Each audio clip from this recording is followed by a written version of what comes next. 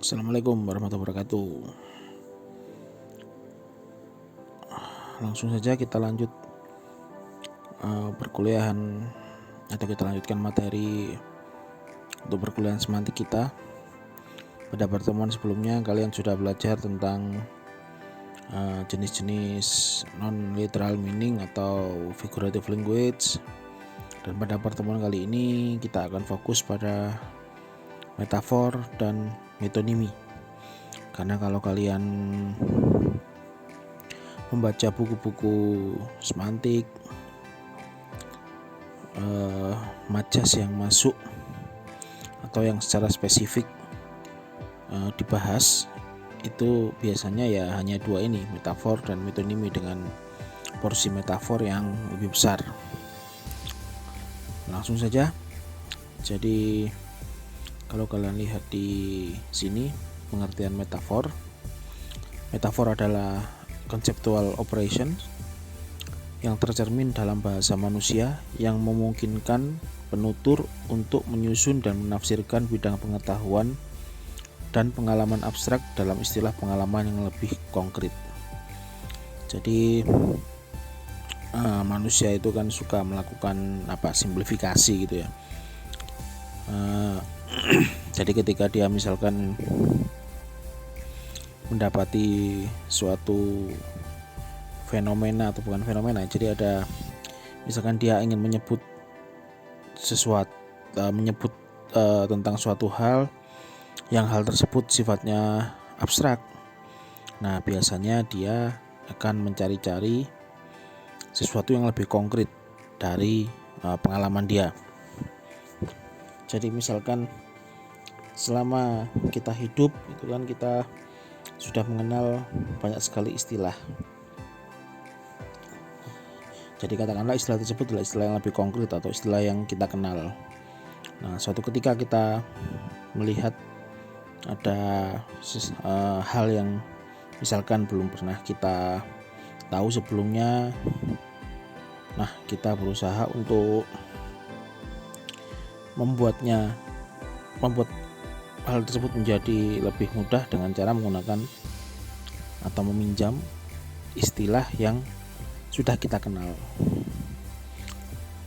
Jadi di sini metafora adalah pemahaman tentang satu konsep dari segi konsep lainnya.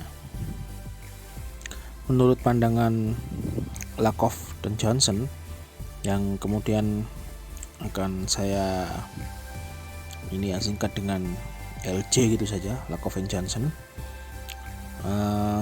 metafor ini atau metafora terjadi ketika penutur menggunakan bidang pengetahuan yang sudah dikenal, yang dalam metafor disebut dengan source domain atau domain sumber, untuk memahami bidang pengetahuan yang kurang dikenal, yang disebut dengan target domain atau domain sasaran.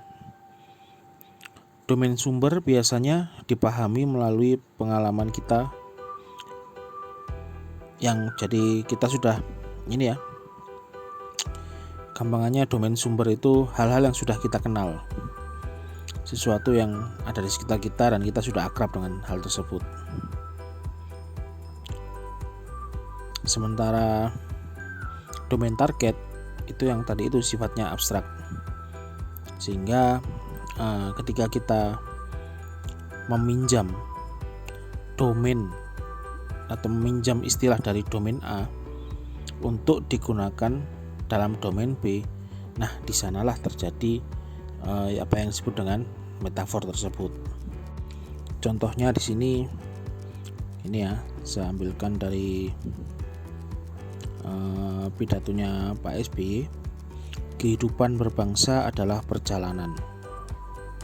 Jadi kehidupan berbangsa di sini adalah target domain, sementara perjalanan itu adalah source domain.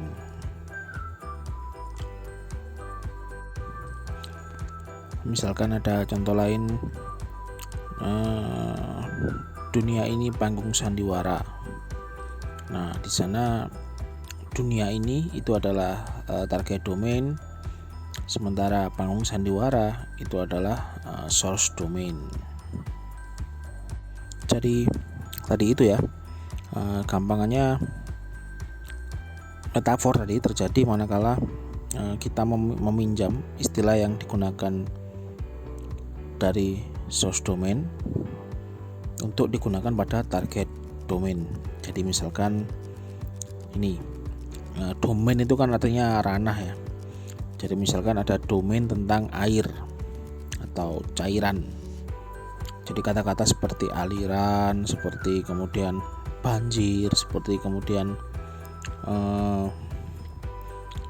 cair, seperti itu kan domainnya air atau domain, ya itulah yang cair-cair seperti itu.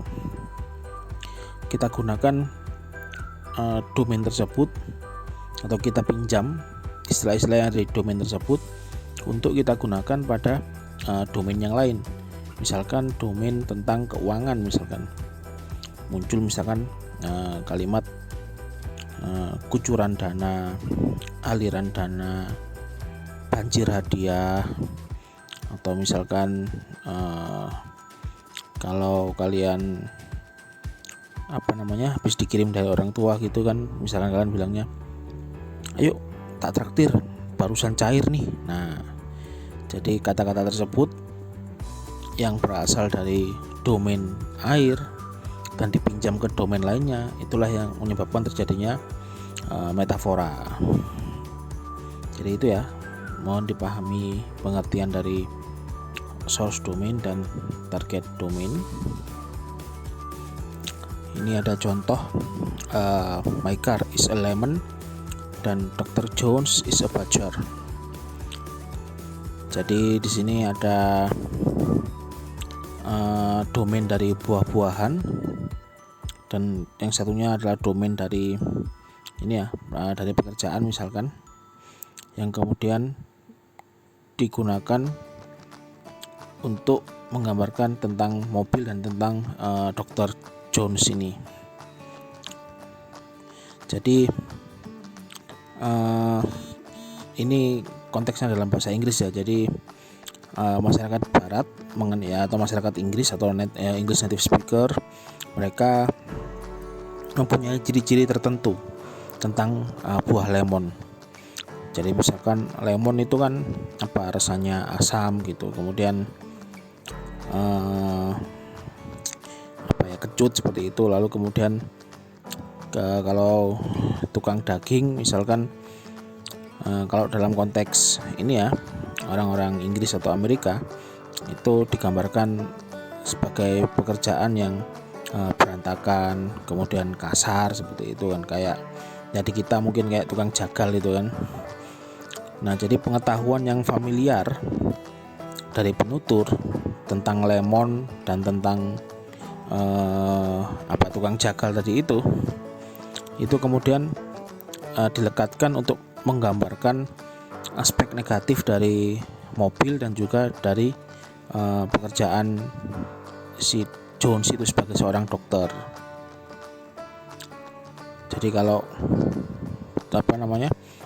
ada istilah my car is a lemon, itu ya berarti mobilnya sedang sangat kotor atau mobilnya sedang asem lah, jadi tidak enak untuk dilihat karena kotor tadi itu.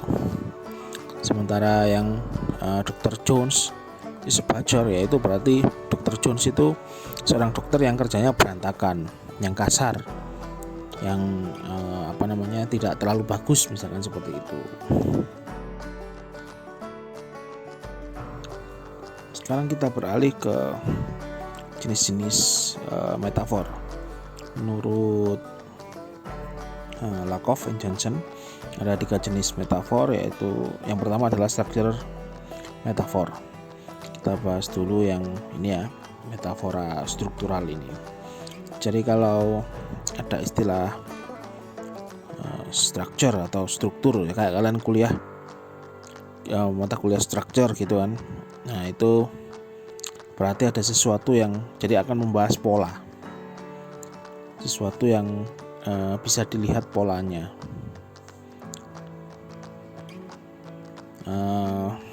Misalkan ketika ditanya struktur khotbah Jumat itu seperti apa, nah itu ada polanya, diawali dengan apa, kemudian dilanjutkan dengan apa dan diakhiri dengan apa, atau misalkan struktur sholat, nah diawali dengan apa, kemudian takbiratul ihram misalkan, kemudian diakhiri dengan tahiyat akhir misalkan, seperti itu.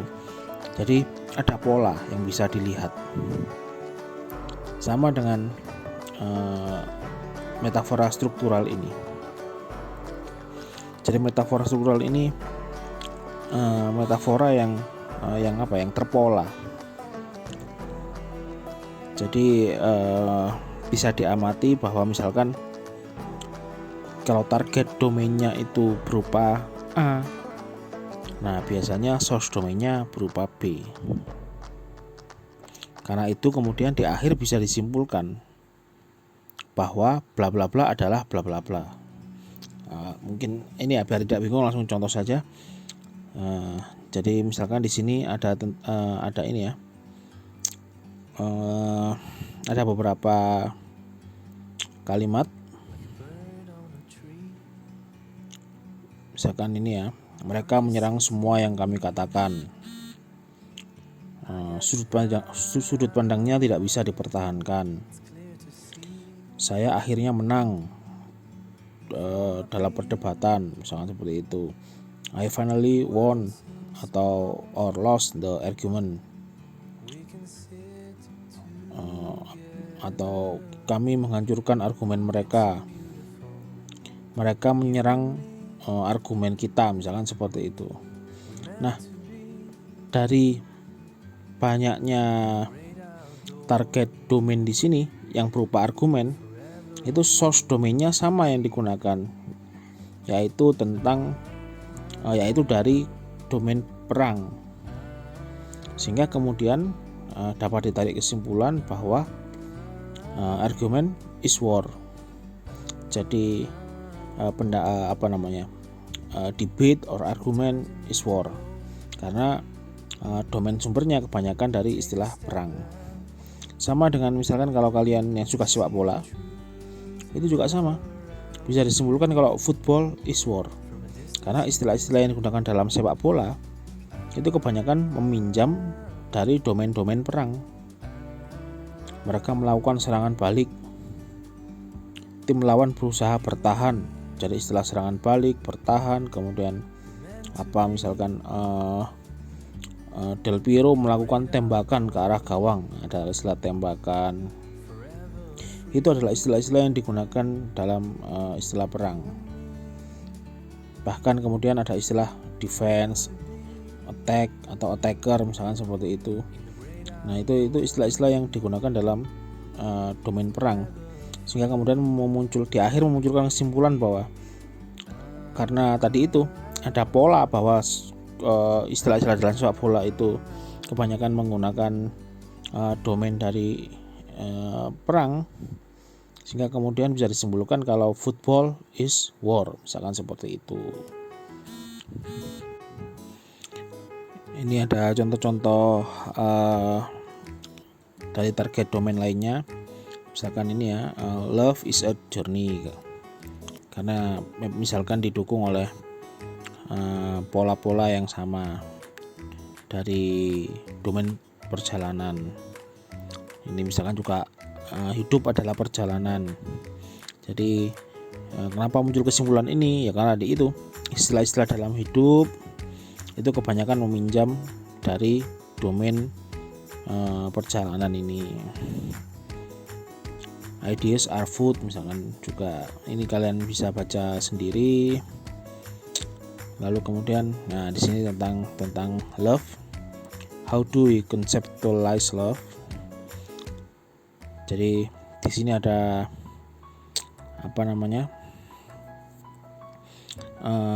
banyak source domain. Jadi misalkan love is a fire. Ini kenapa ada kesimpulan love is a fire? Karena didukung oleh pernyataan misalkan ini ya, terbakar cinta atau terbakar api cemburu, seperti itu. Kemudian misalkan love is a magic. Jadi kenapa ada istilah love is a magic? Misalkan karena didukung oleh ucapan-ucapan misalkan misalkan cintanya telah menyihirku, gitu kan. Jadi ya itulah metafora struktural. Nah, di sini kalau dalam bahasa Indonesia ini ada bukan salah satu ya, ada data dari pidato Pak SBY yang kemudian struktural metafornya itu adalah ini, kehidupan berbangsa adalah perjalanan.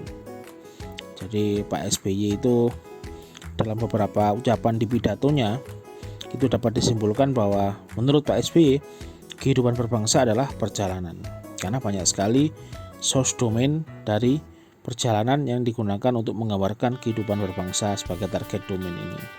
Misalkan ada ini kalimat dalam menempuh regenerasi politik Indonesia, lalu misalkan ada kita sebagai bangsa yang besar sedang diuji, ada juga hari ini kita telah berhasil melampaui ujian sejarah yang maha penting, atau kemudian ini semakin berat ujian yang membebaninya, lalu kemudian ada lagi dan memberikan landasan kokoh bagi perjalanan kehidupan berbangsa, misalkan seperti itu.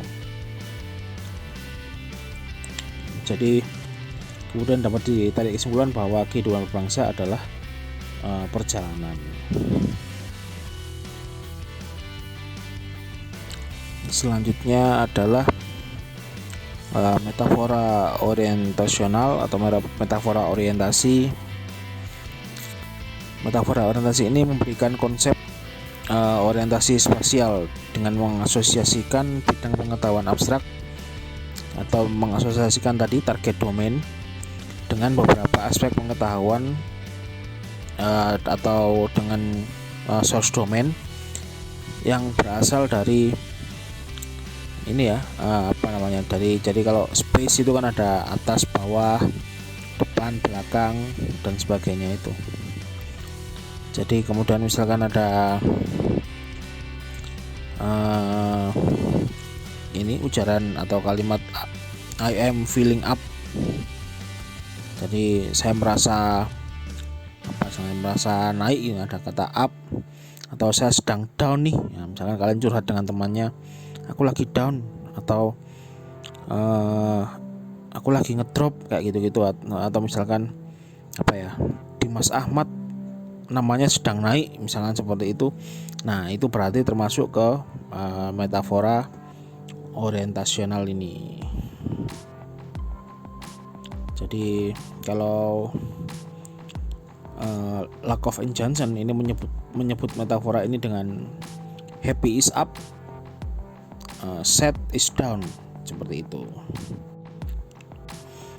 Yang terakhir dari jenis metafor ini adalah metafora ontologis atau ontological metaphor.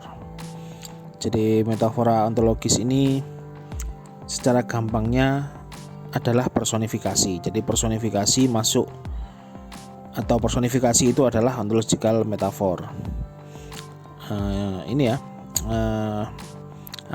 berusaha untuk mengkonseptualisasikan hal yang abstrak seakan-akan memiliki properti fisik. Jadi tadi itu personifikasi masuk ke dalam jenis ontological metafor ini. Jadi misalkan kalau dari contoh Lakoff and Johnson ini, mereka menggunakan metafora inflasi adalah entitas. Jadi inflasi moneter atau inflasi yang berhubungan dengan uang tadi itu dianggap seolah-olah adalah objek fisik, sehingga kita dapat menggunakan bahasa sehari-hari yang biasanya kita gunakan untuk berbicara tentang objek tersebut untuk memahami konsep tersebut dengan lebih baik.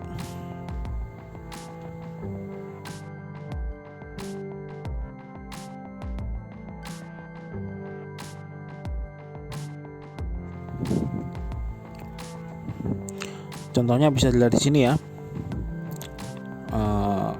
Inflation is lowering our standard of living, atau inflasi meningkat setiap tahun. Aspek negatif inflasi jauh lebih besar daripada aspek positifnya. Inflasi merusak ekonomi kita. Jadi hal-hal tersebut yang kemudian membuat kita menjadi lebih paham, karena inflasi yang sifatnya abstrak tadi itu berusaha dikonkretkan dengan istilah yang kita gunakan dalam kehidupan sehari-hari atau istilah yang sudah kita kenal sebelumnya. Jadi seakan-akan inflasi adalah entitas fisik atau suatu hal yang bisa digambarkan secara fisik. Jadi itu dalam hal ini personifikasi masuk ke dalam jenis ontological metafor. Contoh-contoh ontological metafor yang disebut dengan personifikasi ya seperti yang beberapa yang kalian pelajari di pertemuan sebelumnya. Misalkan ini ya, the theory explains everything. Jadi teori itu seakan-akan seperti manusia yang memiliki kemampuan fisik untuk menjelaskan. Misalkan ini juga kanker akhirnya menyusulnya, kayak gitu-gitu. Atau misalkan yang paling mudah ya, tanyakan pada rumput yang bergoyang. Nah seperti itu. Jadi rumput itu seakan-akan memiliki kemampuan fisik seperti manusia. Nah tadi itu ya. Jadi jadi kalau menurut Lakoff and Johnson, personifikasi itu termasuk metafor dan jenisnya adalah ontological metafor. Selanjutnya ini adalah metonimi. Tidak banyak yang akan kita pelajari di metonimi, tapi fenomena metonimi ini juga sama seperti metafor, sering kita jumpai dalam kehidupan kita sehari-hari. Jadi metonimi adalah salah satu majas atau non literal language di mana satu entitas digunakan untuk merujuk ke entitas yang lain. Jadi gampangnya seperti itu. Contoh kalau dari teorinya Lakoff and Johnson ini ya, the ham sandwich in the next booth is waiting for his bill. Jadi ini konteksnya adalah ada seorang ada seseorang yang sedang makan di sebuah restoran, kemudian dia memesan sandwich dan kemudian dia minta bill kepada pelayan misalkan. Nah pelayannya tadi kemudian bilang ke temannya, yang temannya itu kasir gitu kan, itu loh si sandwich dia minta billnya. Nah, maksudnya itu adalah orang yang memesan sandwich tadi itu.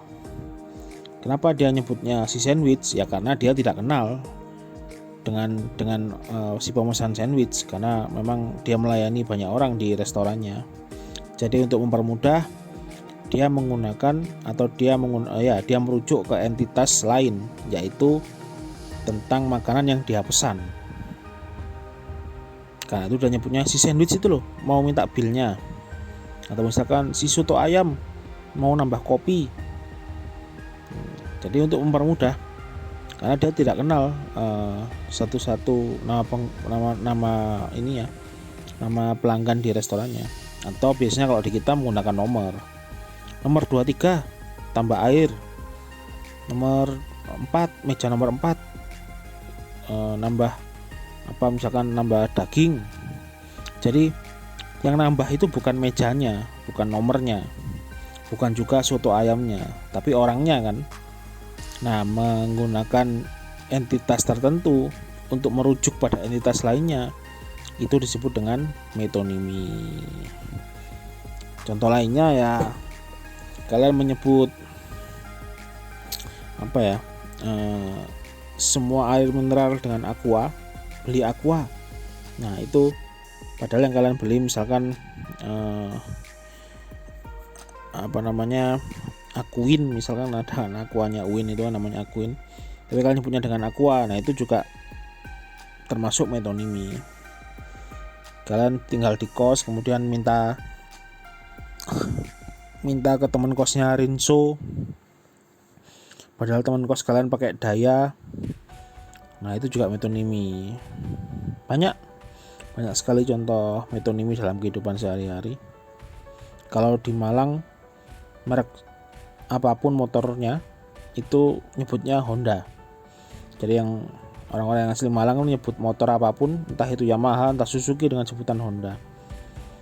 Kamu ke sekolah naik Honda, padahal saya naik Yamaha misalkan, tapi Honda merujuk pada motor. Nah, itu juga metonimi. Kita nyebut odol misalkan, padahal odol itu merek pasta gigi dari Belanda. Nah, tapi kita nyebutnya kan sampai sekarang masih nyebut odol, sekalipun merek pasta gigi kita Pepsodent atau Enzim misalkan. Nah, itu juga termasuk metonimi. Jadi fenomena metonimi sama seperti metafora banyak sekali kita temukan dalam kehidupan sehari-hari. Karena itu dalam semantik biasanya yang masuk atau jenis majas yang masuk dalam pembahasan sendiri itu ya ini metafor dengan 3 jenisnya tadi. Ada structural, ada ontological, dan ada orientational metafor, dan juga majas metonimi ini. Oke, cukup sampai di sini penjelasan tentang metafor dan metonimi.